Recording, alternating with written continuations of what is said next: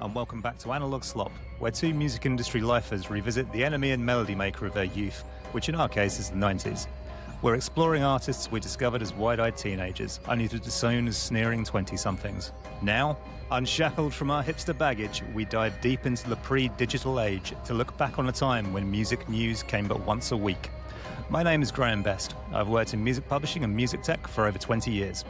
And my name is Adam Bushell. I've been a music supervisor for 20 years.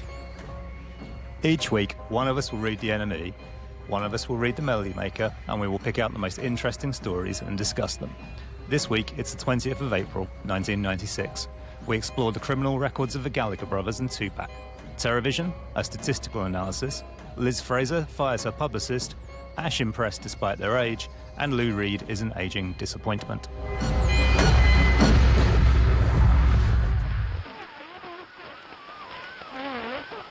So I'd like to start this week by talking about, this wasn't the lead news item in the Melody Maker, but it was it was on page 4. So this is like big news. This is about Oasis. It's got the headline is Mank Robbers. It basically, there's a few things going on here. It really is, to me, it sums up, firstly, what a gift Oasis were for the press. Not just the music weeklies, but the mainstream press in the 90s. And also an interesting reminder of how music news worked when you got it every week rather than constantly, right?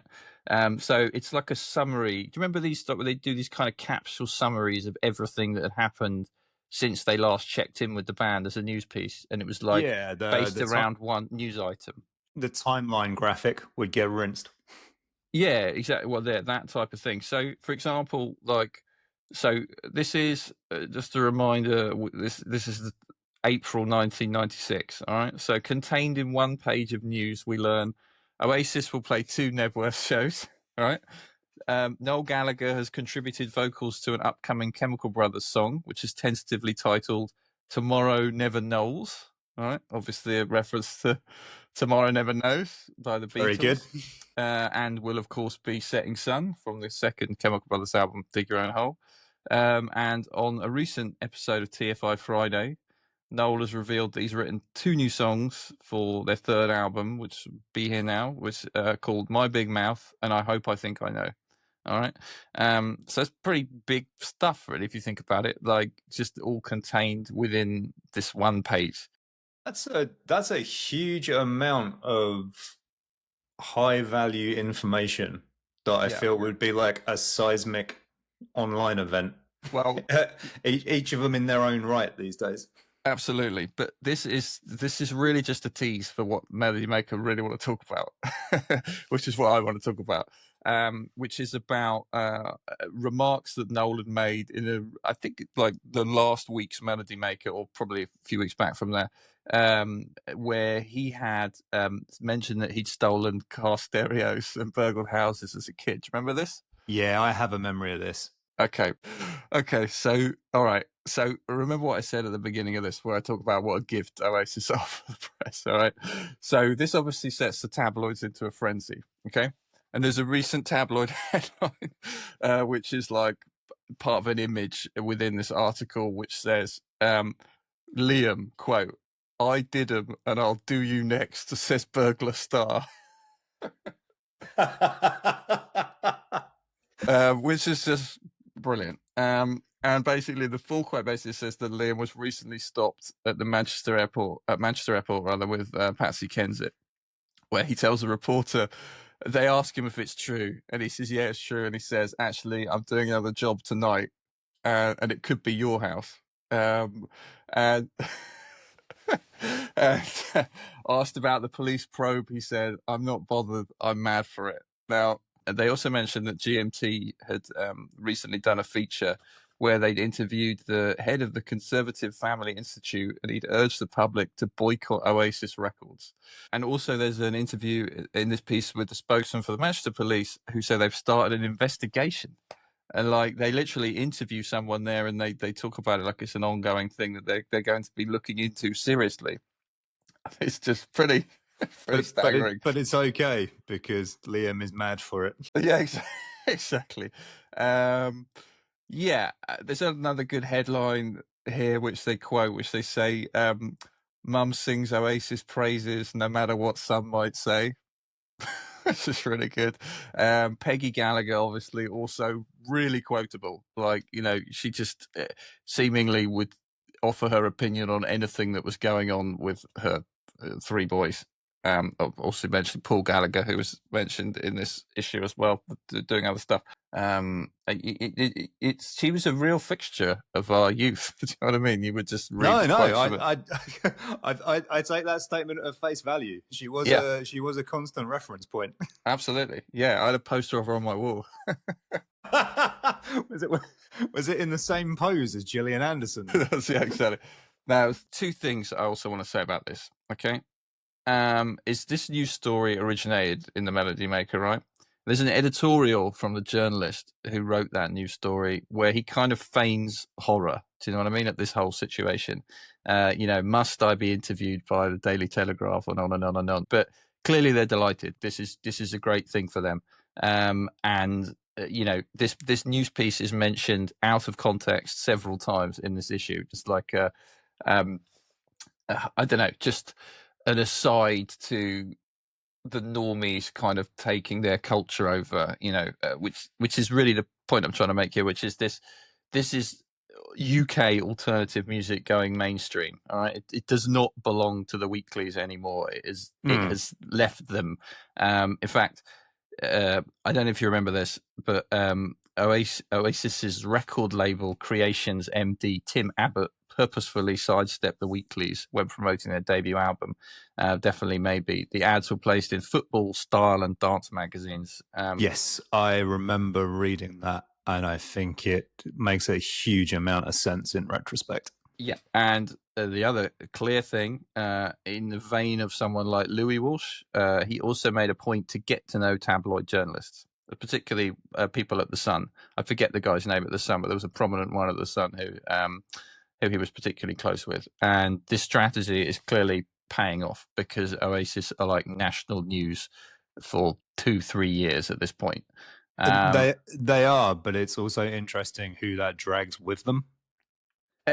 Okay, yeah. So, yeah, I mean, not to step on your point here, but this is kind of what I'm building to because, and this is a very strange tangent, and we could spend a long time on this, but I just want to mention it. It's a review of the Ocean Colour Scene album that had just been released, the second one. And basically, the review is very much like, this is not happening. Do you know what I mean? Like, we don't allow this to happen. This kind of retrogressive dad rock is not going to be a thing. And I wonder, was this a reaction against how staid they felt Britpop was becoming? Or is this defensive, considering the TFI Friday of it all? The fact that that's a really good point. You've got TFI Friday kind of playing the tastemaker role. Well, more than that, just if you think, do you remember what the theme song was for TFI Friday? Yeah, it's Riverboat Song, wasn't it? Exactly, by Ocean Colour Scene. So it's like this is indie culture going overground, mixing with lad culture, and we don't like it. And actually, we are now more like the kind of, rather than the beginning, middle, and end of this band's career, we're like this kind of indie ghetto, which some people get to escape from and some people don't. I tried something different for this week's episode when I was making notes, which was that I tried to pull out a track from each artist that I made a note of interest in, like a contemporary track of theirs, and stuck it all in a playlist. Yeah, and yeah, digested that. And I was never a fan of Ocean Colour Scene, and Moseley Shoals is not an album I have ever owned. Yeah. But what I found interesting was that the track that I remembered most clearly was Got It Bad. Okay. So I went back to that one, which I think was an above average hit. Yep. Possibly lower reaches of the top 10.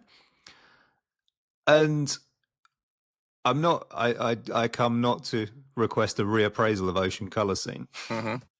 But what was really noticeable is that all of the tropes of lumpen dad rock I had in my head got kind of subverted by that track, which is basically just a Northern Soul track. You've Got It Bad peaked at number 7 in that same month of April '96. Yeah, that feels about right. But no, it's really interesting when I think of what I assume Ocean Colour Scenes sound like. It's just, dirgy blues rock. Yeah. Not unlike the Seahorses. But yeah, that one surprised me. Look, you're actually I was kind of building to point. It's same as you. I'm always interested in taking the looking back at the time and thinking where could these bands have fitted better. Almost, do you know what I mean? If they had been in the kind of landfill indie early aughts, if they were like the 2220s or something, they could have almost snuck in there kind of unnoticed and had some strong album sales and not been this like whipping boy that they were in the mid 90s. Yeah, I don't think they helped themselves. From memory, and you may have more content this week to back this view up, but from memory, they had quite a standoffish, surly attitude with the music press in general. Yeah. Now, there's probably a degree of chicken and egg in that. Huh? I'm not sure which came first, but the egg. If you, very good. I don't know if you remember this, but I mean, the first Ocean Colour Scene album comes out at the tail end of Baggy and doesn't do very much. And then we didn't have the tunes. That's what I'm saying. It's like they had standout singles on the second record. If those singles had have come around that time, I think they would be thought of differently. Yeah, but the point I was building to was that from memory, they were pretty arsey with the press in general.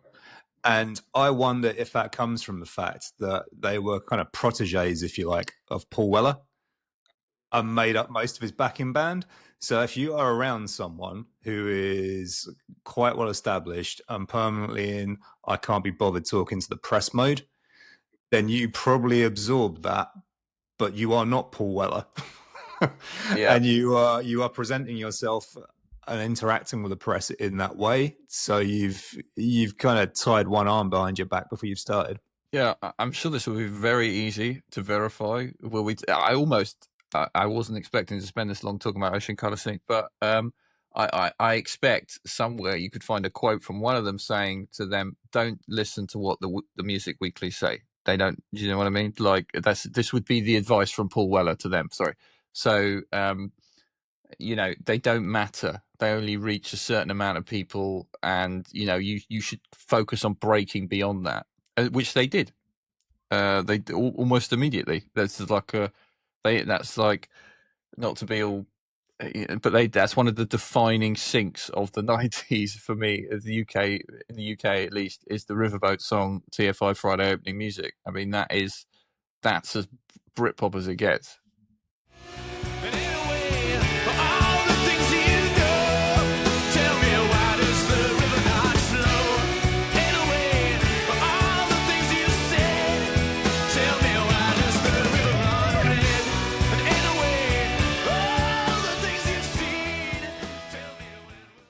My main note here for this week's NME, which on the cover we have a massive John Squire headshot, a Sound City banner that highlights the Manic Street Preachers, Sleeper, Ash, Garbage, and Cast all played live, and then the reappearance of Orbital, which is baffling to me, but we'll get back to that.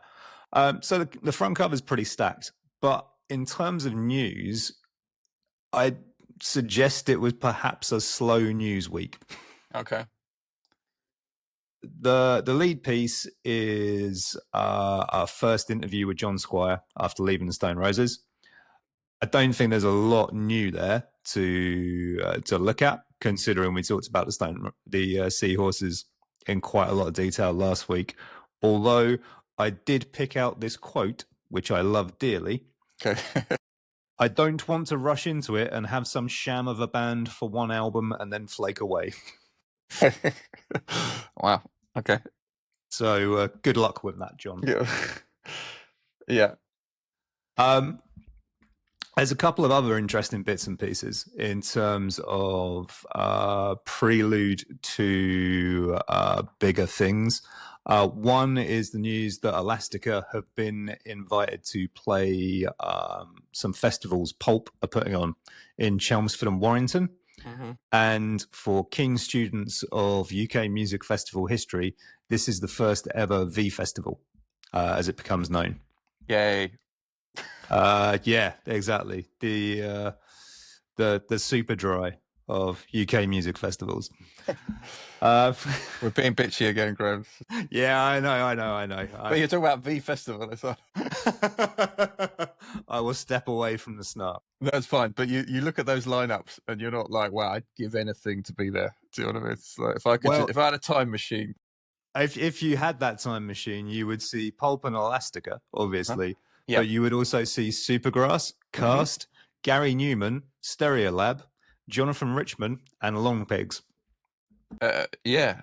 I mean, the aging hipster in me would be in it for Jonathan Richman and Stereolab.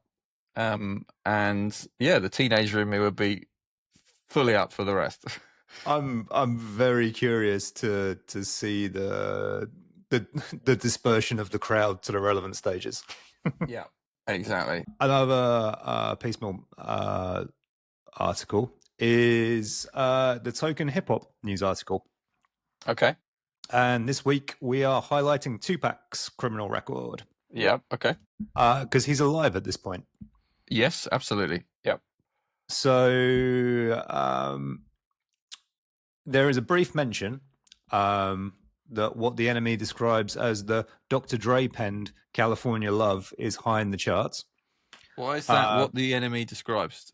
I thought he produced it, but does he not have a writing credit on it? You know what? I don't know about the writing Sorry, credit. I'm putting you on the spot there. I thought you were going to reveal that. I thought there was some other kind of angle there that you were playing. No, the angle I was going for was California Love high in the charts at this point in time? And my research has taught me that it had done reasonably well. It had been a new entry 2 weeks previously. Yeah. Going in at number 6 in the UK. I bought it, definitely. Yeah, I think I bought it. I'm not sure. Massive video. It was a big deal. That was a big deal. The video's like the proto Big Pimping, like huge budget set piece, isn't it? Yeah. Also, old enough to join the dots. Like at that point, you're like, wow, Dr. Dre's making a record with Tupac. Do you know what I mean? It was like a big thing, you know. I obviously had no idea who Roger Troutman was at the time, but I would have been even more excited had I had an inkling.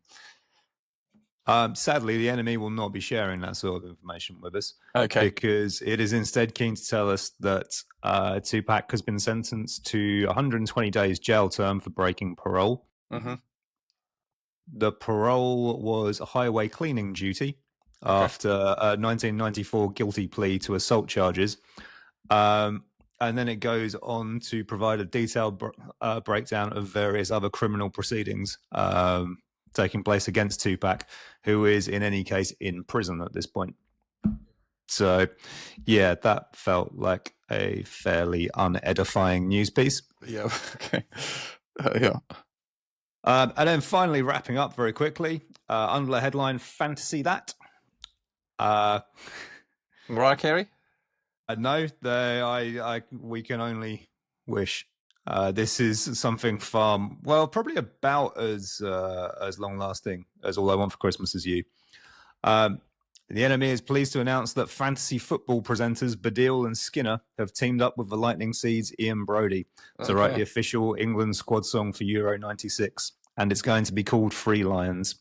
Yep, it certainly was. That was a ubiquitous record. It still is.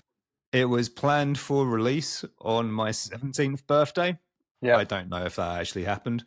And at the time of going to press, it had yet to be recorded, but Ian Brody was quoted in the press release as saying, "It's great to be working with some serious musicians at last." Okay. There's also something in here that says that Ian Brody wrote the music, but David Baddiel and Frank Skinner did get the lyric credit. Okay. Yeah. Which I imagine has made everyone involved very, very wealthy over the years. Yeah. I mean, that's a very good pop song from somebody who writes really good pop songs. So I'm intrigued by that. I can see merit to the Lightning Seeds. Lucky You is a melody that comes to mind really, really quickly. That one is lodged in there. Yeah. I have trouble describing Three Lions as a good pop song because to me it is such a dirge. Well, the verses. Just the whole thing. It's incredibly gloopy and slow for something that feels like it should be more celebratory.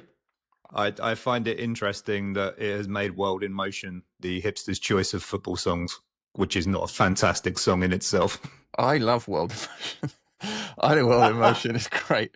I would rather listen to that than Three Lions or any other football related song over and over, because it almost has nothing to do with football. It doesn't make me think about football. It makes me think about ecstasy, basically, because that's what that song's about. It makes me think about ecstasy and homoeroticism. And finally, to wrap up our news coverage from Enemy this week, 16-year-old me is ecstatic and read the article literally dozens of times that Creation would be releasing a new Bob Mould solo album following the breakup of Sugar. Okay. I remember really poring over those 2 or 3 small paragraphs in the Enemy. Yeah. What are Bob Mould fans referred to as? Like moldies? Is that a real thing? Can we just an infestation? Or these days simply old men. Yeah, exactly. Yeah. You're on your own there, Graham. Sorry, I have no particular thoughts or feelings about that, except that I'm sure you were very happy. I was very happy at the time. That album has not aged well. Okay. I think he plays every instrument on it, and it sounds like it. Okay. It does have a single on it called "I Hate Alternative Rock," which is a pretty great cross between a super poppy Big Black and Sugar. Yeah, that's I might check that out. Yeah, you're going to be so disappointed.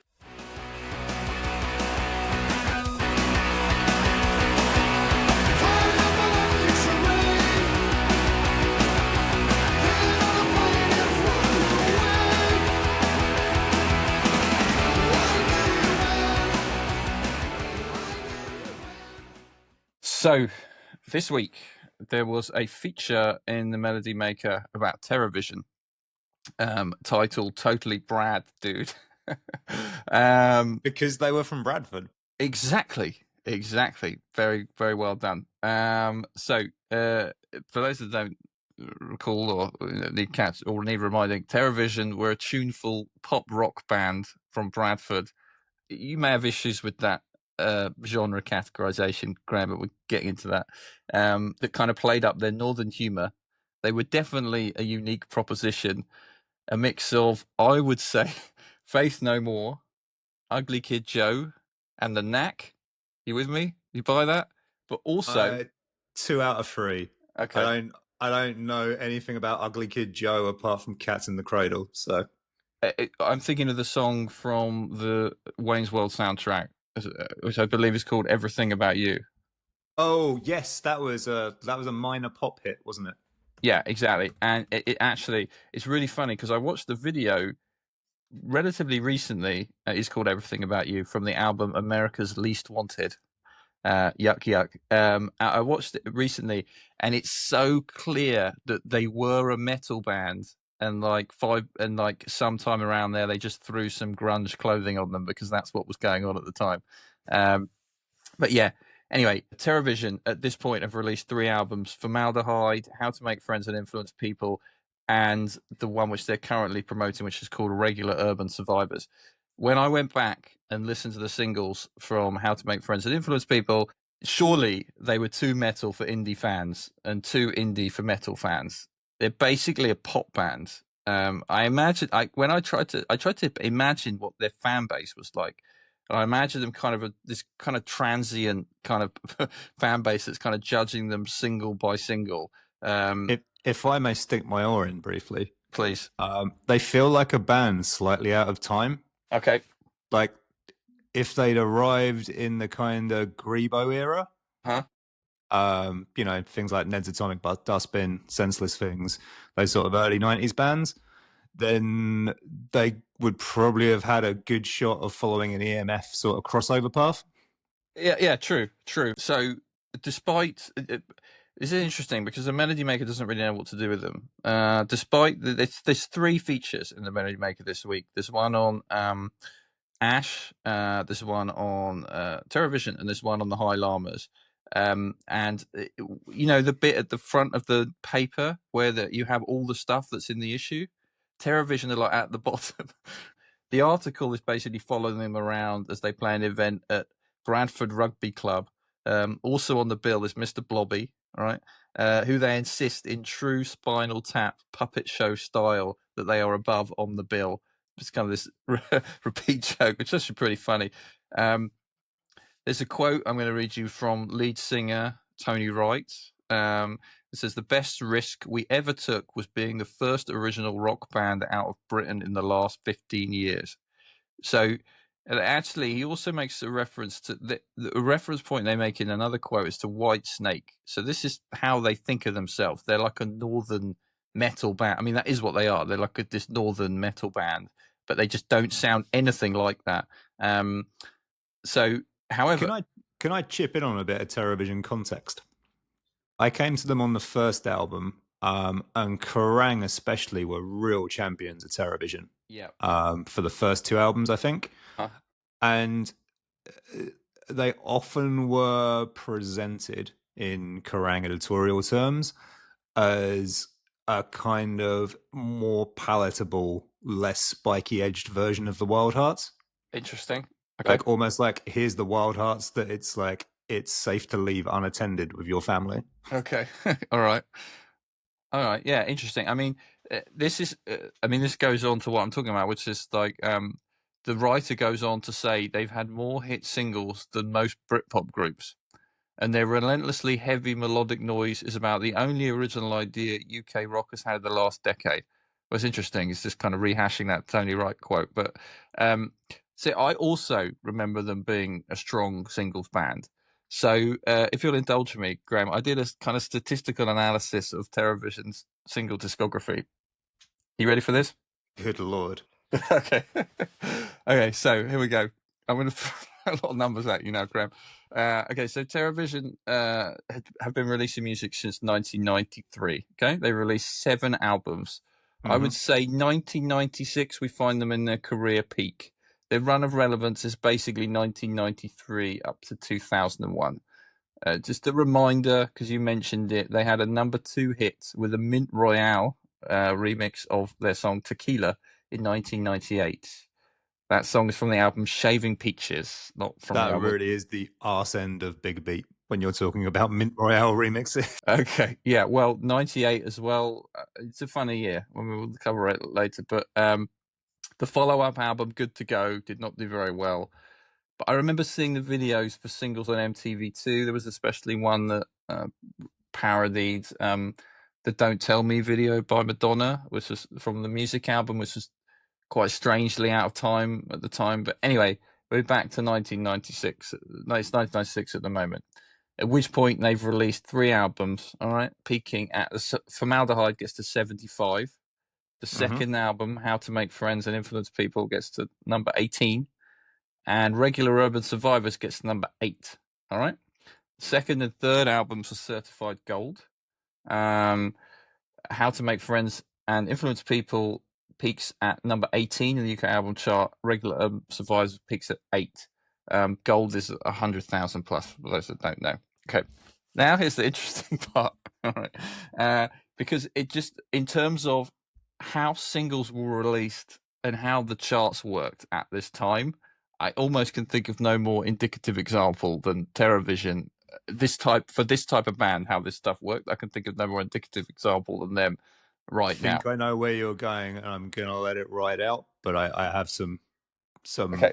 perspectives to contribute here. Okay, I look forward to it because I know you would have been there.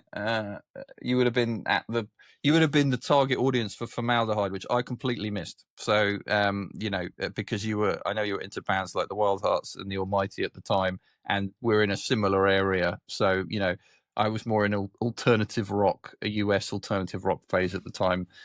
So I missed all these bands. So anyway. They released. They have 6 singles released in 1994. Yeah. Okay. 6. Yeah. Here we go. Is that album campaigns crossing over? No. So here we go. The first one is a re-release of My House. Yeah, which is from Formaldehyde. Sure, you remember it. It gets the number very clearly. Yeah. Okay. It gets to number 29. A couple of months later, we start the singles campaign for the second album. All right. The next 5. From How to Make Friends and Influence People. And these place at, and I stress, I'm not trying to be mean here, okay? Here's the placement the next 5 singles get to. 21, 25, 25 again, 24, and 22. Right? Does this sound familiar to you? This sounds acutely familiar. Yeah. I'm desperate to make a point, but I don't want to preempt you, so please continue. Make your point. My sense is, and I remember this well enough to say it with some certainty, that Terrorvision were absolutely rapacious multi-formatters. Do you know what? That wasn't the point I was going to make. And actually, I hadn't thought of it. I went back and I looked, and yes, you're right. There was the CD1, CD2, but there wasn't like they had separate B-sides on the 7-inch and the 12-inch. The 7-inch and the 12-inch would be like colored, or they had like single-sided 12-inch picture discs. They did all that kind of stuff, but they were definitely a CD1, CD2 band. I mean, they released 5 singles off that. I mean, how long did they spend in the studio recording B-sides? Do you know what I mean? It's like from memory, a lot of Terrorvision B-sides, they'd basically do. You'd basically get a live album if you bought all of the singles. Not from what I've seen. It was collaborations with other bands and covers. Like they cover. That's interesting. They cover, for example, The Passenger. It's just, for me, it's quite good value for money. I always hated the live version on the B-side. It's just like, really listen to it once. Actually, I say listen to it once. You should have listened to it once, but at that age, you would have listened to it like 100 times because you had nothing else to listen to. It probably went on a mixtape to fill space at the end of a side. Yeah, exactly. Yeah. So basically, all right. This is like the for those that don't, the mid-20s. This was just where you saw these bands peak and then leave like weeks after that. This was just like everyone from the Wonder Stuff to the Wild Hearts. This was like the ghetto of the kind of rock, alternative rock, and mainstream indie artists that major labels had, or big independent labels had. This was where they were getting to at this time. Would you agree with that? Yeah, I think it's such a different economic landscape if you are a band at this point in history to now. Yeah, absolutely. Yeah, it's all about that, as you say. It's all about the multi-format hustle. The multi-format thing. I have a vague memory of the Wild Hearts specifically calling out Terrorvision by name in an interview, saying they multi-format their singles. We don't do that bollocks. So, but they did do that. Yeah, they ended up doing it by the late 90s. Yeah. Well, not only that, wasn't Sick of Drugs? Didn't they have the one where you could like grow weed on it or something? I mean, probably not weed, but something like that. No, you could grow watercress on it. All right. Yeah, but I mean that's a gimmick. Do you know what I mean? Oh yeah, it's absolutely a gimmick. But in terms of different tracks, okay. We're I can't only believe I'm recording trying. two B-sides I can't of believe I'm singles. trying to defend this position in 2025. Yeah, it's clearly not the hill I want to die on. We're not done, Graham, but a long shot on your. Don't worry, my notes later on have the phrase "the Wild Hearts Diaspora." Great. I look forward to it. But anyway, we're talking about Terrorvision single. I'm not done with this. I've got more notes on the placement. So anyway, we're not talking about the second album. I'm not going to say the name again. It's too long. I'm sick of saying it. We're talking about the third album, which is Regular Urban Survivors, which this article is promoting, which they released 4 singles from. Very modest. These singles went to 5. That's got the fake film poster cover, hasn't it? It does have the fake film poster cover. You're absolutely right. It is. I do not like that cover. I don't think it's survived well as a cultural artifact. I didn't like it at the time, actually. But yeah. Anyway, I don't want to be mean. So this was the first Terrorvision album I did not buy. Okay. All right. Yeah, I had the second one. I bought the second one. Back to Regular Urban Survivors, where they released 4 singles, which you'll be fascinated to hear, got to 5, 20, 10, and 12. I almost can imagine the EMI boardroom, and they're looking at a graph, and the arrow is going from the bottom left to the top right, and they're like, well done, everyone. We're doing it. Terrorvision are breaking through. This is happening. You mentioned it earlier. The track that went to number 5 is Perseverance. That is the Whales and Dolphins one, which they should have called Whales and Dolphins because its Spotify numbers are not great. I can imagine people trying to find that and being a bit bewildered. I had no idea that was called Perseverance. Exactly. Well, that actually is quite a catchy song. It's on the hook. They do that kind of like descending melody of like Perseverance or something. And that bit's good. The kind of choruses are very odd, but anyway, their next album, Shaving Peaches, comes out in 1998. This features 3 charting singles. This is just the 90s in a nutshell. It's just like this absolutely hemorrhaging singles, and then like the budgets are tightening, even though the band is clearly getting bigger because they've just had a number 2. Anyway, so Tequila goes to number 2.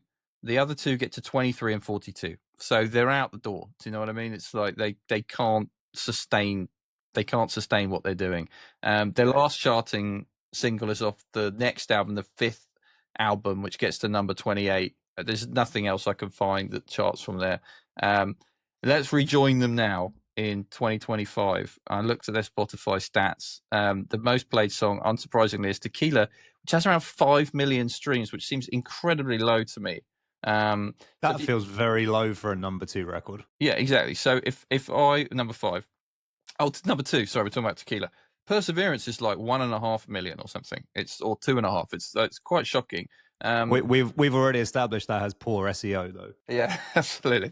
But I looked at Reef. That's all I could think to. I was like, I'll look at Reef and see what they've got. Place Your Hands. What do you reckon that's got? I think that's huge. I think that's still in like kind of like lewd office party territory. Yeah, for good point. People of a certain age. Good point. So I reckon that's over 100 mil. That's just 60. So that's very respectable. But yeah, now you talked about them potentially doing better if they're a Grebo band. I actually think if they could fast forward 20 years, right, 2013 to 2019, something like that. They could be like this kind of band that has these kind of Spotify perennials, the likes of Cake by the Ocean, Moves Like Jagger, Shut Up and Dance. That's where I see them. Like if they drop the kind of, because they do the fun, bouncy, jump around, vocalization singles, or with like funny lyrics. Whales and Dolphins, Perseverance. We mentioned that. If they drop the kind of Beatles strings and the like mopey, when I say that, I mean they have this kind of ballady stuff that they have a song called Easy. I don't know, it's very strange. I'm sure you're like me, you remember like Oblivion, Alice What's the Matter. Oh yeah, there was one called Some People Say. There was the most like lachrymose sort of dirge imaginable. That's what I'm talking about. That's not being mean. That is an objective assessment of that song. That's what I'm talking about. Some people say that's exactly it. There's a few of those, and they're really strange, and they are. I don't really understand. I don't know what they're going for. It's weird. It's like the life and soul of a party like wakes up with an awful hangover, but they still have to go to the studio. I do think you make a really good point about them having the tunes to have viral hits, but lacking the digital infrastructure to achieve virality. Yeah, exactly. The odd proposition in the mid '90s, as I say, but clearly they had a rabid fan base. They also this other fan base bolted on top of that, which would hear each single on Radio 1 and be like, oh, I quite like that. I'm going to go get it. That would have done better 20 years later, as you say, in the streaming era, as that's beginning and kicking off.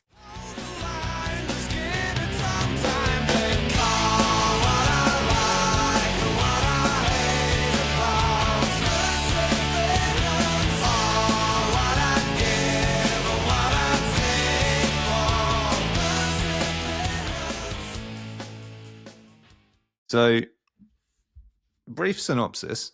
There was an on-again, off-again NME feature in the mid-90s called Bar Humbug. Okay.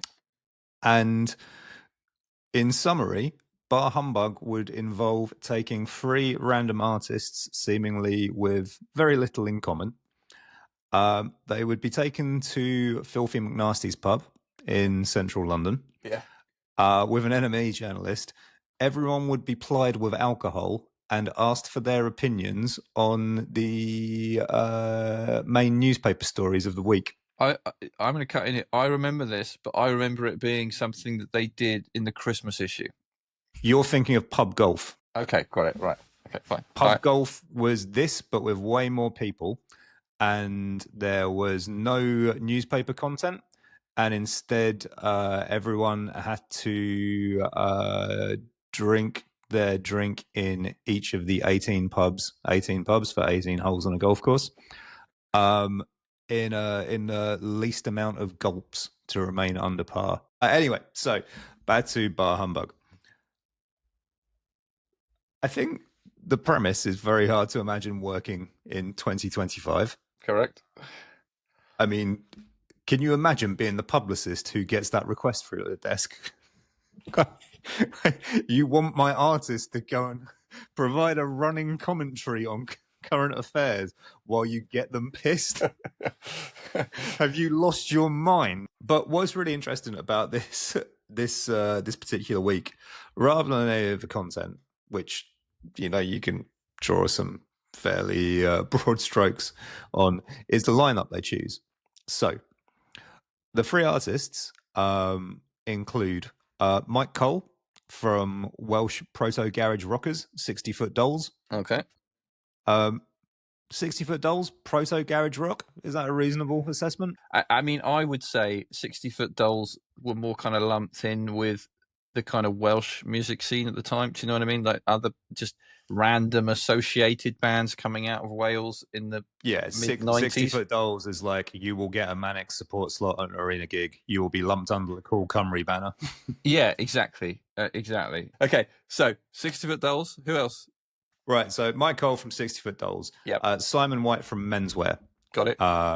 Who I think he played bass. Okay. But I'm absolutely certain of this. I'm absolutely certain after Menswear he went into artist management.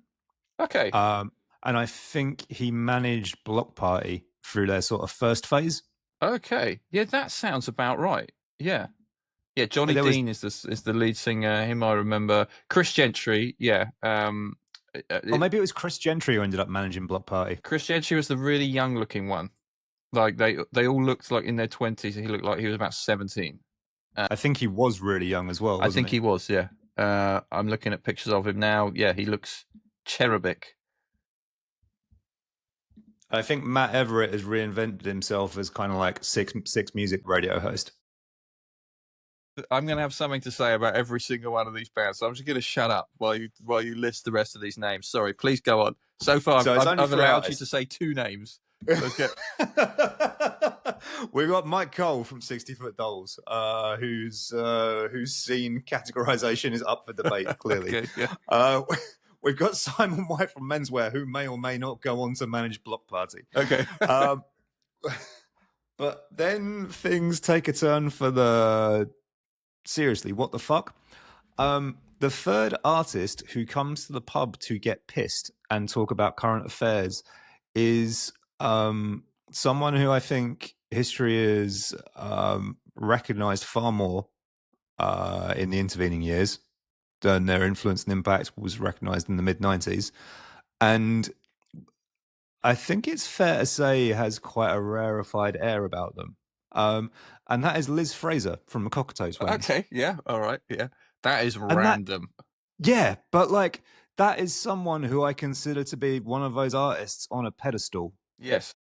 And you know, the sort of person who does not do press and does not perform live very often, and you know, keeps a very sort of safe distance from the promotional aspects of the music industry. Can I add some context, please? Milk and Kisses by Cocteau Twins had just been released. So maybe they were maybe this was a bid for to align, you know, whoever at 4AD said you should go to this. This will kind of humanize you to a whole new generation who frankly probably have no idea who you are. Is Milk and Kisses the last Cocteau Twins album? I don't know. I said that like I know everything about the Cocteau Twins. I just know that because there's a big advert for it on the back of this week's Melody Maker that we're looking at. I ended up going down a real Liz Fraser rabbit hole in research for this episode, just because the whiplash was so extreme. Do you know what? You're 100% right. Milk and Kisses was the last Cocteau Twins album. I'm wondering whether it was this event that caused her to never want to make an album and have to promote it ever again. So I ended up doing a Liz Fraser kind of research dive because I just could not get over how jarring her appearance in this sort of article was. And there were a couple of bits in there that really stood out. One was that Cocteau Twins, obviously an incredibly influential alternative free piece from Scotland, who came to prominence in the early 90s. They're kind of quintessential 4AD band, 4AD being the... I say 60 Foot Dolls, incredibly influential 3-piece band from Wales. Yeah, sorry. I was trying to provide context for Cocteau Twins and possibly overdoing it. You were about to say who 4AD are. Yeah, exactly. For those listening to a 90s music podcast who might not know. Yeah, that's it. Yeah, okay. Cocteau Twins, obviously incredibly influential band in the 80s. A 3-piece made up of Liz Fraser on vocals and Robin Guthrie and Simon Raymond as the kind of the instrumental engine house. Liz Fraser and Robin Guthrie were in a relationship through up to the early 90s, I think. They had a daughter. Anyway, Liz Fraser and Robin Guthrie split up in the early 90s, but it is heavily alluded to in some of the writing online regarding that split, that they decided to continue with the band. Okay. At least partially because of the implications for the band itself on a business level. How does this relate to Bar Humbug? I'm intrigued as to where you're heading with this. I think what I'm trying to get at is that Milk and Kisses is the last Cocteau Twins album. We know this to be true. You've got a woman who has, in the intervening years, talked a lot about kind of her struggles with mental health and sort of kind of long-term after effects of trauma. There's something that sits really uncomfortable with me about the idea of a woman with mental health challenges who's kind of dealing with some pretty traumatic events through her life, just being like, yeah, fuck it. All right, press campaign. I'm going to go to the pub and get hammered and chat shit. Okay. And that'll go in the music papers. Yeah. Yeah, it was a different time, that's for sure. Again, it also comes into the 2025 perspective with the fact that as a band, Cocktail Twins are kind of definitely up on a pedestal now. Yeah. As one of the kind of great alternative influences, which I don't think we were really conscious of at this time. Absolutely. I couldn't have named a Cocktail Twins song in '96. No, it was. I was totally oblivious. It was like that's like yesterday's news. Why would I care about that? So it's the three of them. Anyone else there? No, it's just the three of them. Okay. There's and the enemy journalist and photographer. And they talk about things like the Sex Pistols reforming. Okay. Yeah. Which invites some extremely heated debate. And the other one that leapt out at me was they talk they talk about the IRA resuming terrorist activities. Which, why the fuck would you ask these three people for their views on that? So yeah, that's bar humbug, and that is a snapshot of how historical perspective changes on some artists, but not others, and also why some ideas for features in the press should never have been allowed to come to pass. But what did anyone say anything controversial or get themselves into trouble? Was there any kind of pull quotes from that? I mean, there's one where Liz Fraser talks about feeling personally betrayed by John Lydon reforming the Sex Pistols. Interesting. And then tells a really funny anecdote about how she has tattoos of both John Lydon and Sid Vicious. The tattoo artist who did the Sid Vicious one was an alcoholic. Yeah. So the tattoo was supposed to... The tattooist who engraved Sid Vicious on her arm was supposed to write the words underneath an image of Sid Vicious's head, R.I.P. Sid. But because he was an alcoholic, he got the dots in the wrong place. So the tattoo actually reads RIP SID. It almost seems intentional. Maybe he was more of a Glenn Matlock fan. Who can say?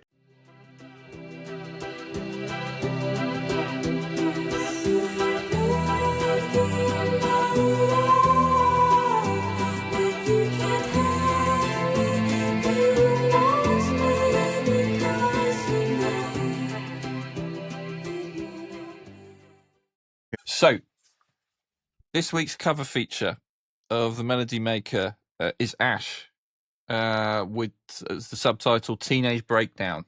So I had this cover, without reading the issue, I just had that issue of the Melody Maker just sitting on the desk in my office with just Ash kind of staring at me every day as I kind of walk past.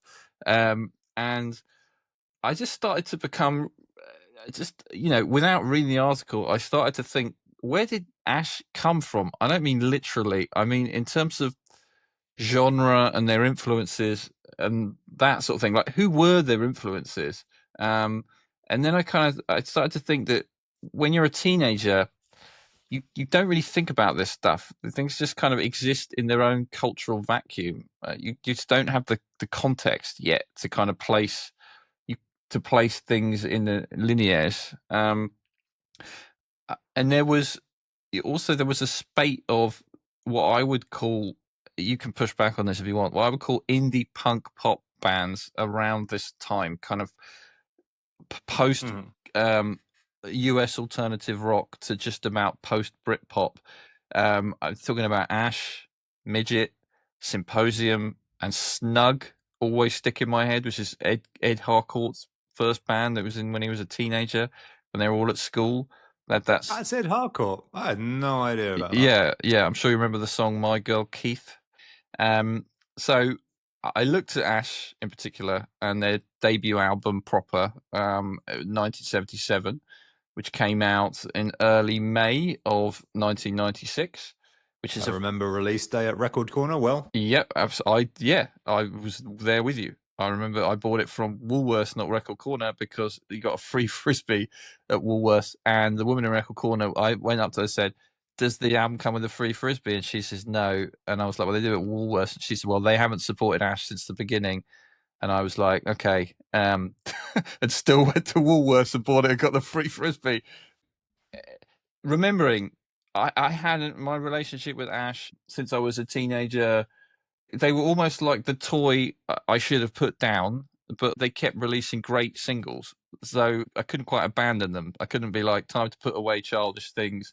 Um, when you're kind of more of a music snob in your late teens through to late 20s, the kind of stuff you liked as a teenager starts to fall by the wayside, especially this kind of uh, indie rock, what would fall under the indie rock umbrella. It's almost the first thing to go. So that's not their fault. That's my fault. I have nothing but, and this has nothing to do with what you just said about Tim Wheeler. I have nothing but warm feelings about this band and greatly enjoy revisiting their music. Anyway, I mean, not to skip to the end, but they are a truly fantastic singles band. they are a truly fantastic singles band. Yeah, absolutely. So I listened back to the album, and I was really shocked at how indebted it was to early 90s American alternative rock, especially grunge. This is not something I thought of when I was 16, 17. Like, I did not think of that at all. We're obviously at the height of Britpop. I know we're in kind of slightly complicated territory here. Obviously, Ash are Irish, so they're Britpop by era association. They're not. They don't have. I If they're so Britpop I, at all. I have I have a view on this. So Asher Northern Irish, to Okay. be precise. Yeah, I know. I read the article. And I think at that sort of like early 90s stage, from memory, the first few Ash singles are like late 93, early 94. Yeah, you're talking trailer era Ash. Yeah, like the first copy of Kerrang I ever bought was Okay. almost like a Northern Irish special. It Okay. had Andy Cairns from Therapy on the front cover, and single of the week was Uncle Pat by Ash. I think that era of Irish and Northern Irish bands, the attention or the influences they're taking, like if you look at their kind of historical influences, then there's a lot of stuff like the Undertones and Stiff Little Fingers. Yeah, I would add Thin Lizzy with to that. like melodic kind of like punk stuff. Yep. Like is a big part of their influences from Ireland. But the other thing, yeah. But the other thing is the kind of transatlantic view that I think a lot of those bands were looking at people like Dinosaur Jr. I think Therapy did a North American tour with like people like Tad and Screaming Trees. Like there is definitely a kind of a closer relationship between Irish guitar bands of the early 90s and the grunge scene than there was with the kind of the British bands. Yeah, it's very interesting you mentioned Therapy, because this is not a connection that I'd made, but now that you're laying it out, it seems very obvious. I mean, I kind of, when I was listening to the album, funnily enough, I thought of The Only Ones a couple of times whilst listening to them in terms of melodic punk. But yeah, also Stiff Little Fingers, The Undertones, Thin Lizzy, Teenage Fan Club. But alongside this, you have, as you say, Dinosaur Jr., Sonic Youth, and then massively Nirvana and the Pixies. And obviously, this makes perfect sense because they formed in 92. So Nirvana would be like the go-to, right, for a bunch of 15-year-olds in 1992 in terms of a contemporary band that they wanted to emulate. Yeah. Oh, yeah. Like, hugely. And also, when you're 15, you're taking on that sort of gateway influence. You're then gonna like dive headlong into, okay, what else is there? Yeah, exactly. So it's funny because this is a US alternative rock album of the early 90s that's kind of meeting UK indie music of the mid 90s. I mean, it's not strictly that, but they're kind of an odd proposition.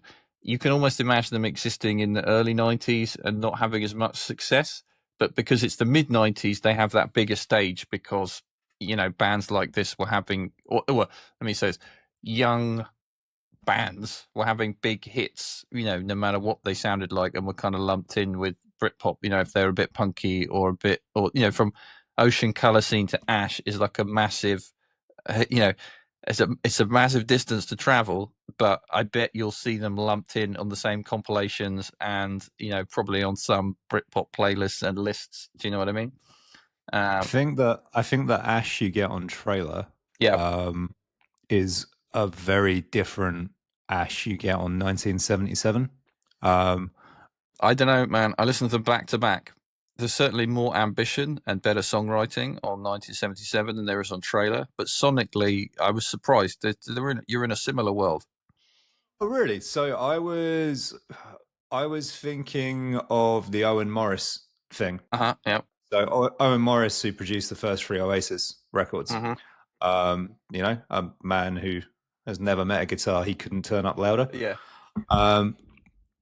When I think of 1977, like it's kind of, I think of like a real wall of guitars, like a lot of guitar overdubs. But I also think of tracks like Goldfinger and Oh Yeah, and like big kind of like walls of like string arrangements. Well, this article is written to promote Goldfinger, which is the fourth of 5 singles they released from that album. Again, I clearly remember how many singles were released and how long it took to get to this. Kung Fu is on this album. I remember buying that single in '95, and we are now in '96, in summer of '96. So yeah, it's a funny album. It's listening to it, it's kind of weirdly unfocused. But I've just remembered that without intending to, I saw them play it in full on the 20th anniversary tour. yeah, okay, yeah. I went to the bathroom during Goldfinger. Mm-hmm. Yeah, which is far and away the weakest single of the 5.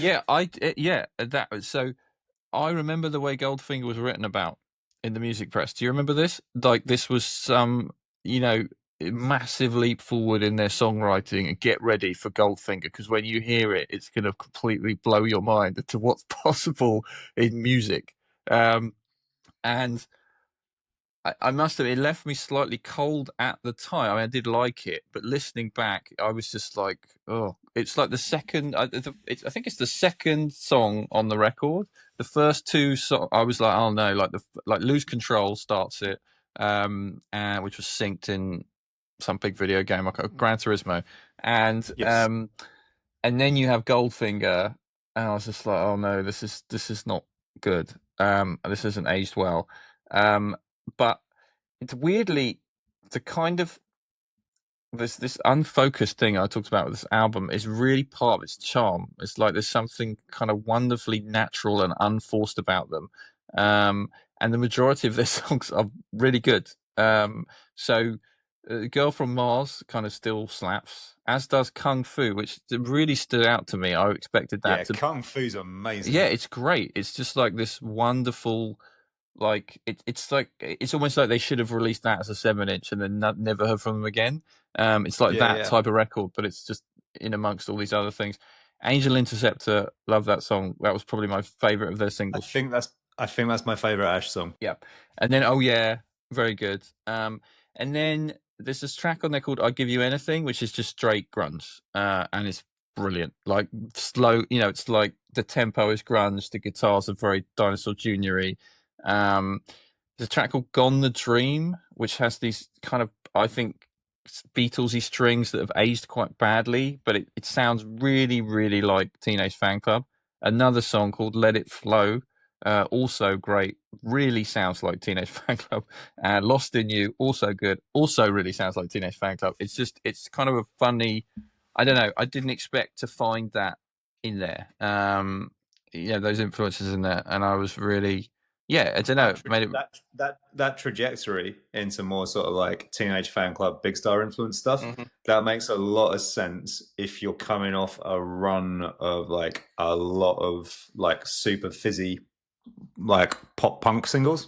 Yeah, and also if you jump forward a couple of albums to my favorite of their singles, which is "Warmer Than Fire," you remember that song? I do not remember that single.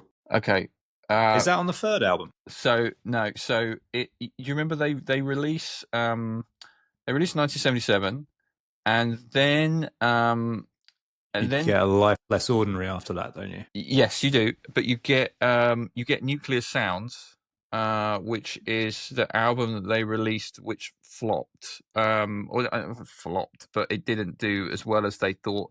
And then I believe, they start their own label, and I know Warmer Than Fire was just self-released by them online in like the Okay. year 2000, and there's a video that goes with it, which also they made. It's just a really good song. It's just an amazing like power pop record. So yeah, absolutely. It's I don't know this song, and you're really selling it to me. it's fantastic. It was the real. I just remember it being at uni and it being on, and like I had a housemate who was still very indie, and I was very sneery about his music taste, and he was like, "I love Ash," and I was a bit like, "Oh, really?" Do you know what I mean? And then they would just release banger after banger after banger. It's like that same year you get Shining Light, Burn Baby Burn, and Warmer Than Fire, all three fantastic songs. So yeah, I was a bit like, oh, okay, fine, maybe I'm not done with this band.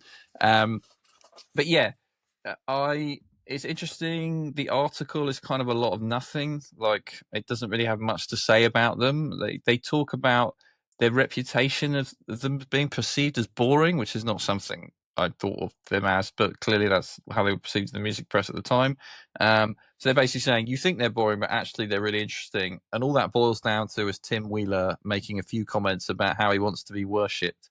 And then they talk about something which I do remember, which is the bassist Mark Hamilton's having just been in rehab. They don't really get into much specifics, but they just say he had some kind of drug-induced breakdown. At the time of reading this article, I would have been 17 and they would have been 19. And they didn't seem like our contemporaries. Did you think of them like that? I didn't think of them like they could have gone to our college or something. I thought they were just really old, even though they kept going on about how young they were. I was like, well, they're born in 1977. That seems pretty old to me. No, I agree completely. There was never anything I found relatable about Ash. Yeah, exactly. When I was a teenager, they were one of my favorite bands. I was super hyped for that album.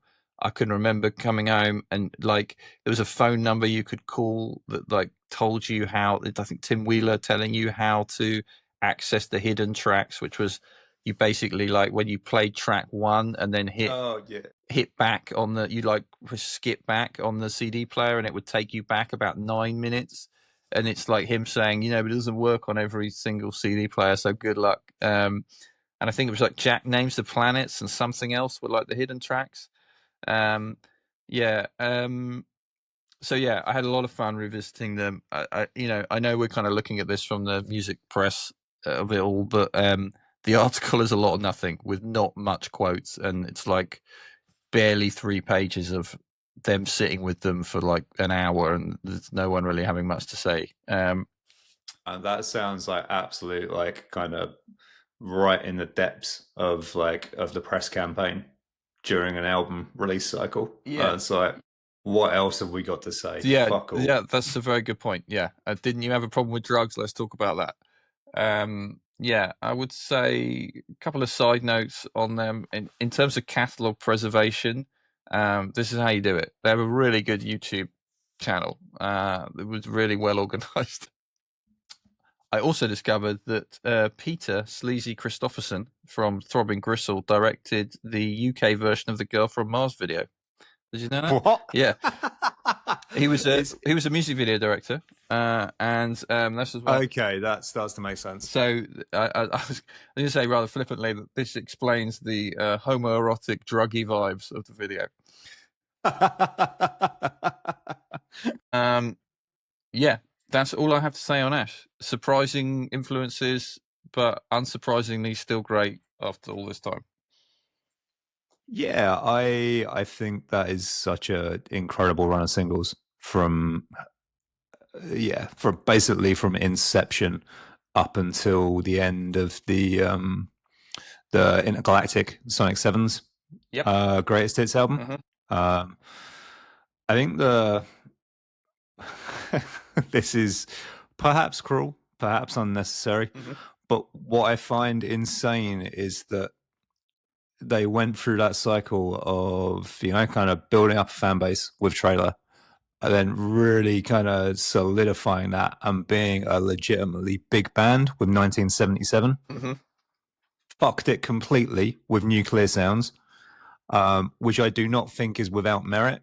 Jesus Says is a fucking great single. All I would say about the profile that they had at the time is I was a huge Ash fan. I've never heard anything of that. I've never heard that record. Nuclear Sounds. I mean, I know the singles because I own the compilation, but like I don't. I never bought Nuclear Sounds. I was just not interested at that time. Yeah, that's understandable. I mean, many people were not interested at that time. Yeah, which is a shame. But what's crazy to me is they go through the Nuclear Sounds experience. Like, it is, kind of genuinely like hit like touch and go on like the viability of their career. They come back, they reset. The kind of, I've forgotten the name of the third album. Free All Angels. Free All Angels, yes, the album that is totally dwarfed by its run of singles. They come back with Free All Angels. They consolidate it with Intergalactic Sonic Sevens. They've nailed it. Like they've come back from the abyss. So they then go and make another metal album. Kablamo. and is that Meltdown? Blow the whole thing up again. Yeah. Like that is an insane career strategy. But yeah, fair play to them. I think they're still active. I saw them after that. They released 1970s. As of this recording, they just released a single. Really? Wow. Which was a cover version of "Jump in the Line." Okay. I don't know whether that was supposed to be timed with Beetlejuice. Obviously, they missed that. I saw them live for a second time. I think it was just after the pandemic. Uh-huh. They were the special guest surprise headliners at a friend of my wife's festival up near Derry in Northern Ireland. And they were, again, absolutely fantastic. I believe it. Like it's interesting. Like it's quite scrappy seeing them live because there is no fourth member anymore. So there are big gaps. Yeah, in a lot of those guitar lines. Yeah. But yeah, if you have a singles back catalogue like that, you got to be trying pretty hard to have a bad set list. Yeah, I looked at, I read the liner notes for the 2008 reissue of 1977, which is a great reissue because it's almost everything that was released around that time. So it's all of 1977, all of Trailer, every B-side for all the attendant singles, all of the Live at the Wireless album. There's other live stuff. There's bits and pieces missing, but this came out in 2008. This reissue, which again passed me by. I did not notice this in 2008. But in 2008, it mentions how young they still are. And of course, I was like, oh, yeah, I guess in 2008, they would have been not even 30. That's insane. Yeah. And they're releasing like a 10th anniversary version of this big record, which has got 3 discs and like extensive liner notes. The liner notes, by the way, are written by Mark Sutherland. I'd also like to say, I would like your congratulations for talking about this whole record without once mentioning Star Wars. Which I could have easily done. I could have done 20 minutes on where Star Wars was at this exact point in time, but I didn't.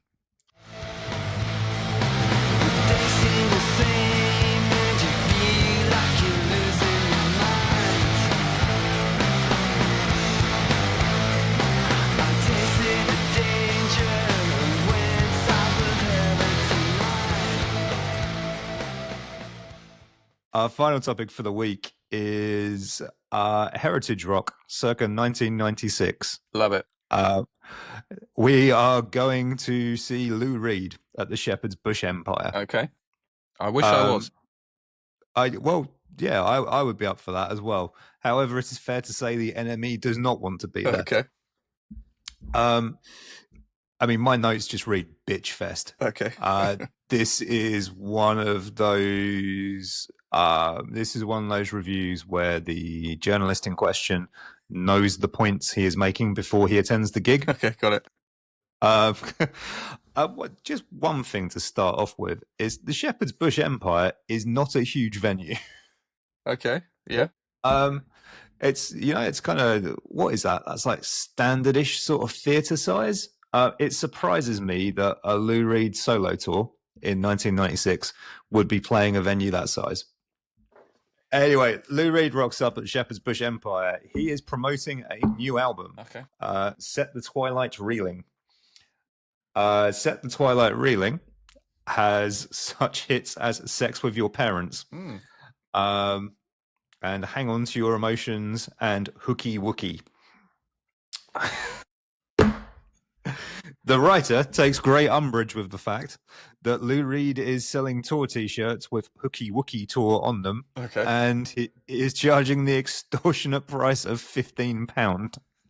Anyway, this is a writer who has come to butcher some sacred cows. Okay. And Lou is right in the firing line. The writer takes umbrage with Lou being 52. So ancient, clearly. Yeah. The writer intensely dislikes Lou's leather trousers. Okay. I think what's striking is that despite the occasional nods to, okay, some of this guy's back catalogue is significant. Lou Reed, yeah, exactly. Yeah, apparently he's got one or two all right tunes. Yeah. His contributions to alternative music, I mean, I think I talked about heritage rock when I started introducing this article. I'm not sure heritage rock existed as a thing in 1996. Did Mojo launch that year? I was just about to say that. I mean, Q's around. Do you know what I mean? I know Q is essentially like, where can these people be interviewed and not have this happen to them, basically. Like, these artists above 40 need a safe space. No, but it's true. It's true. That was literally that was the unique selling point, wasn't it? That this was the casual music fan needs to be able to read an interview with Bob Geldof or Paul McCartney or Lou Reed or Neil Young and not be made to feel like an asshole by some journalist who's like half their age. Yeah, that is exactly it. Yeah, and then Mojo is more like it's more of it's like the Q kind of aligns with the first CD boom, right, or the late part of the first CD boom, and then Mojo aligns with the reissue, like rocket ship that takes off around the mid-90s, where everything starts to be reissued. And that's a brilliant description. Like, Q is, you have just spent your annual bonus on this new CD player. Yep. What can it do? Yeah. Mojo is every month you spend a significant chunk of your salary on the latest box sets. Absolutely. Who can relate? But an entirely alien concept. Yeah, exactly. Also, Q famously, this is not the point you're making, but Q famously did away with the review score, right? They just talked about the album. And that it wasn't like, Lou Reed's got a new album out, get the pitchforks ready. It was the complete opposite of that. But we're not talking about Q, we're talking about the NME. And they arrived pitchfork in hand. We are talking about the NME, and the writer in question has a description of the audience, which I'm sure you'll agree has aged like milk. Yeah. He refers to the audience as the sort of people who believe Iggy Pop touring in 1996 is a good thing. Just like, wow, you won't believe what happened in 2024. Yeah. Yeah. You should see the Stooges. Yeah. God. And yeah, there are lots of jabs at like the alleged schmaltz of an encore that includes Perfect Day. like again, we are kind of pre-Perfect Day being co-opted for a charity single. 96 though. Where I mean, hang on. When does Trainspotting come out? 96. All right. Trainspotting was released in February of 1996, and we're in April of 1996. You remember the scene in Trainspotting where Sick Boy and Renton are like, they got like an air rifle and they're shooting at people in the park. Do you remember that? Yeah, don't they shoot someone's dog? They shoot someone's dog. But more to the point, do you remember what the conversation they're having at the time? I don't remember that. It's a very long time since I've seen Trainspotting. The conversation they're having is that people should just, people are good when they're young, and then when they get old, they should just give up. And the example they use is Lou Reed. And either I don't know who it is. Who did I say? I think it's Sick Boy and Renton. I hope I said that at the beginning, but like either Sick Boy or Renton says famously, "Oh, Lou Reed, some of his solo stuff's all right." And of course, they're setting up the bit later in the film where Perfect Day is used. Mm-hmm. So it seems incredibly. It seems incredibly unself-aware not to reference this in a review where you're taking a machete to Lou Reed and criticizing his current work. When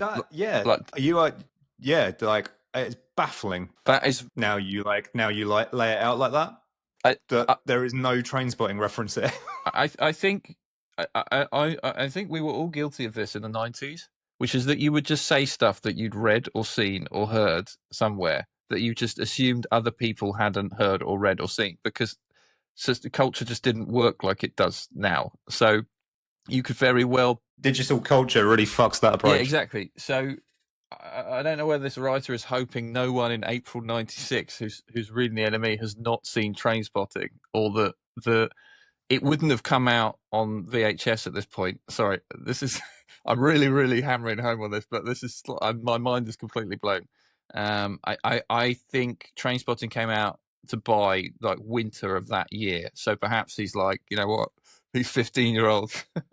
Although, what 15-year-old is reading a review of Lou Reed and going, yeah, nice one, take down this guy who I've never heard of because I'm 15 and I just talk about Ash already, baffling. Had you heard of Lou Reed in 1996? Absolutely. Okay. Absolutely. But I had no frame of reference because in 93, the Velvet Underground reform, is that right? Yeah. They released that live album. That was like a big thing. Yeah. I remember reading about that and having also, who can forget Venus in Furs being used in the Pirelli? No. What, the tyre? I think it's Pirelli. The tyre advert? It's like, yeah, that's Pirelli. So my entire knowledge of Lou Reed is associated with those three things around this time. I had not seen Trainspotting in the cinema in 1996 because I was 17, and as you recall, I looked like I was 12. So I was not sneaking in to see Trainspotting. I know you had, so I was very jealous of, but I had not seen it, so I would have been unaware of this. But this is a kind of historical context that is really easy to lose track of. That a cinematic release required hoops to jump through to attend, and then a patient wait for a retail version to become available. Yeah, exactly.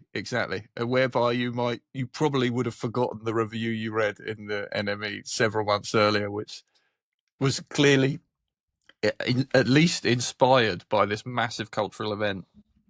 You probably didn't want to talk about Trainspotting at this length in this review, Graham, so please go on. But I slightly It wasn't what I planned from the start, but it's been a very interesting route in. I had some vague ideas about the changing nature of heritage rock, and the changing perception of later stage artists as the listener ages as well. Yeah.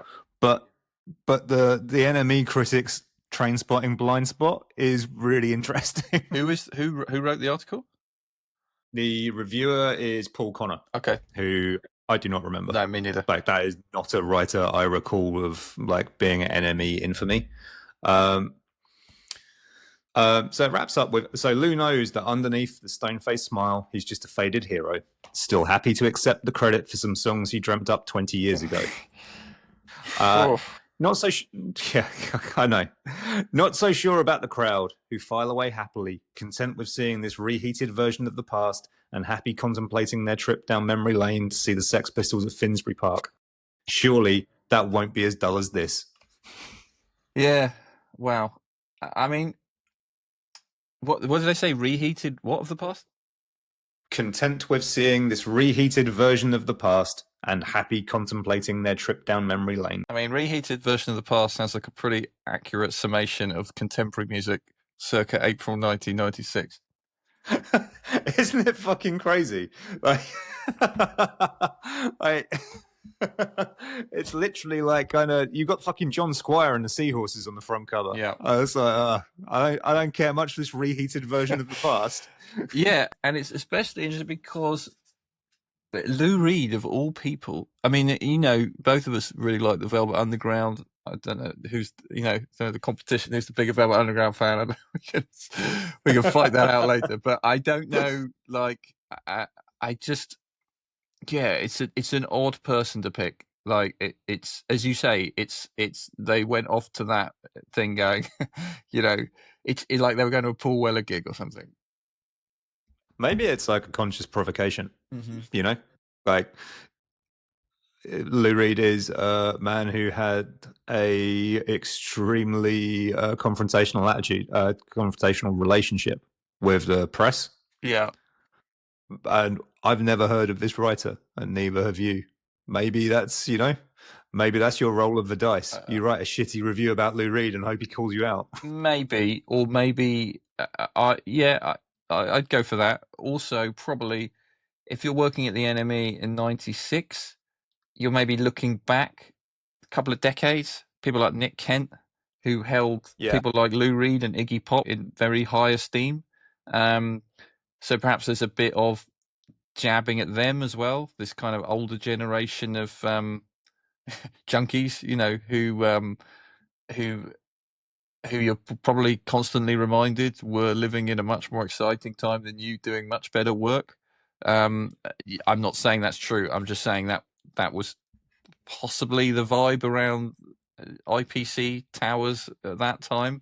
I can see why a young writer may want to lash out against that. Yeah. To sum up, I think it's a very interesting illustration of how the place of late stage artists and heritage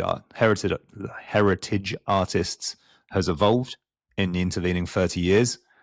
I think there is a reverence for the vast majority of artists of note who are still performing in their 50s or 60s now.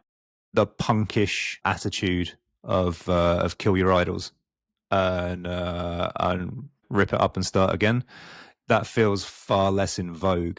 But I also think that you cannot disentangle that from a culture where everything is available all at once. Like, something that really sticks out to me is that when we were teenagers, when we were buying records at this point in time, there were a limited number of CDs available in any shop. Yeah. And you never knew what delivery was going to get dropped off. So you may want to learn about the Velvet Underground, but good luck actually finding those CDs in stock. Yeah, can I also say as well that this is possibly before the kind of mid-price catalogue stuff that really came in the late 90s. So probably we're pre-FOP, aren't we? Yeah, or pre like Toofer Beach Boys catalogue reissue, that kind of thing.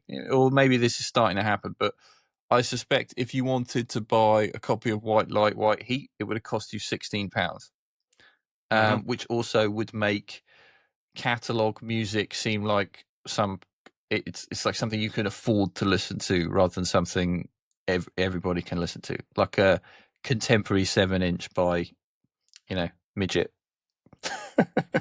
To wrap up on this horrible review, I don't think there's any other word for it. It is a pretty poisonous bit of writing. I think this is a theme that I'm looking forward to exploring in future. Like what the relationship of the listener is to the artist as both the artist and the listener get older, and how they navigate that. in their respective ways.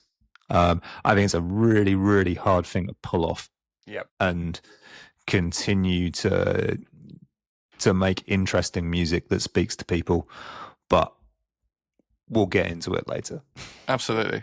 I look forward to that. I wanna hooky with you. I wanna hooky with you. Did they take your pants, your money, your name? But the song still remains the same. We are done with 1996 for this week at least. Join us next week as we travel to May 1993, where we ponder alt-rock's Year Zero shell shock, identity politics with Corner Shop and the Stud Brothers, and Bono makes his first appearance. If you made it this far, thank you for listening, and thank you for your perseverance. In the meantime, you can find us on the socials and most of the usual places. That's Instagram, Blue Sky, TikTok, all under the Analog Slop name. That's all one word and spelt ANALOGUESLOP. However, if you prefer your podcasts to involve static pictures, we are also on YouTube. That channel is youtube.com/ANALOGUE slop. And finally, if you want to send us an email, we're reachable predictably on analogslop@gmail.com.